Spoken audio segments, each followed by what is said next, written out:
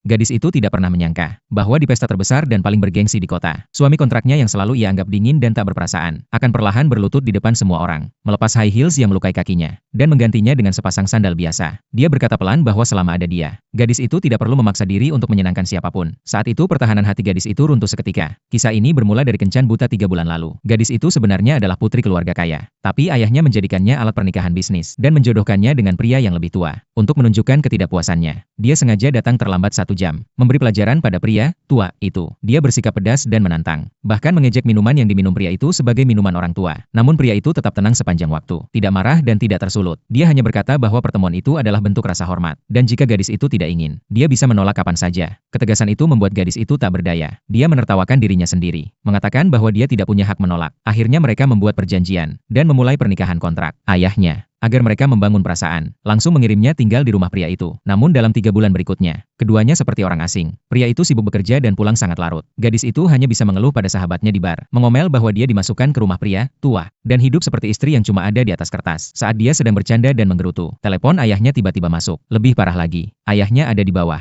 dan pria itu berdiri di sampingnya. Gadis itu berbohong bahwa pria itu sedang lembur, namun langsung dibongkar oleh ayahnya. Dia mengira semuanya akan berakhir buruk, namun pria itu malah membantu menjelaskan, mengatakan pada ayahnya bahwa dia berbohong karena takut mengganggu pekerjaannya. Setelah itu pria itu tidak memarahinya, bahkan menyimpan nomornya di ponsel gadis itu. Dia berkata bahwa jika mereka akan hidup bersama, mereka harus belajar menyesuaikan ritme dan bekerja sama sejak awal. Kata-kata itu membuat gadis itu melihatnya dengan cara berbeda untuk pertama kalinya. Tak lama kemudian datanglah jamuan keluarga penting. Gadis itu memakai gaun mewah dan menghadiri acara dengan menggandeng pria itu. Dia memaksakan diri menghadapi sosialita yang penuh kepura-puraan, dan setiap langkah membuat kakinya semakin sakit. Pria itu menangkap rasa sakitnya, dan di depan semua tamu, dia membawa sepasang sandal dan berlutut di hadapannya. Dia berkata harga diri seorang pria tidak ditopang oleh sepatu perempuan, dan menyuruhnya memakai yang nyaman lain kali. Tidak perlu memaksa diri, bahkan boleh memakai sandal di acara apapun. Gadis itu menatap high heels yang dipegang pria itu. Hatinya bergetar hebat. Tangan yang biasanya menandatangani kontrak miliaran, kini melakukan hal penuh kelembutan untuknya. Di perjalanan pulang, dia menatap pria di sampingnya, dan untuk pertama kalinya merasa mungkin pernikahan kontrak ini akan menuju arah yang berbeda.